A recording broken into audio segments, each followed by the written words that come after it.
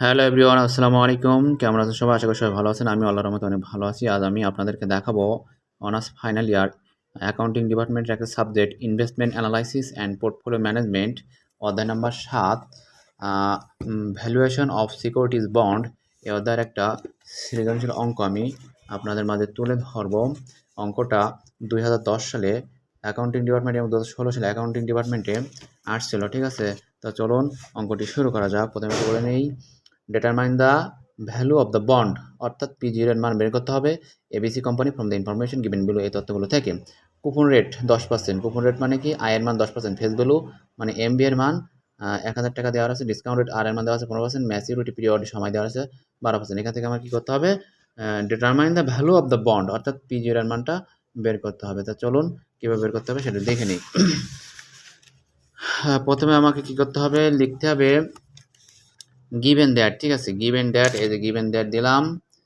FB সমান দেওয়া আছে 1000 টাকা। এবার 1000 টাকা কুপন রেট দেওয়া আছে 10%, অর্থাৎ ফেস ভ্যালুর উপর কুপন রেট ধরতে হয়। তাহলে 1000 টাকা 10% করলে হয় 100 টাকা। আর সমান দেওয়া আছে 15%, 0.15। এন সমান দেওয়া আছে 12। আর ফেস ভ্যালু এমবি সমান হচ্ছে 1000 টাকা। তাহলে এমবি সমান ওখানে দেওয়া নেই, কিন্তু এখানে 1000 টাকা কেন? কারণ যেটা হচ্ছে ফেস ভ্যালু সেটা হচ্ছে মার্কেট ভ্যালু। একই ফেস ভ্যালু যেটা হয় এমবিও সেটা সেম মান হয়ে থাকে। এবার আমরা কী করবো?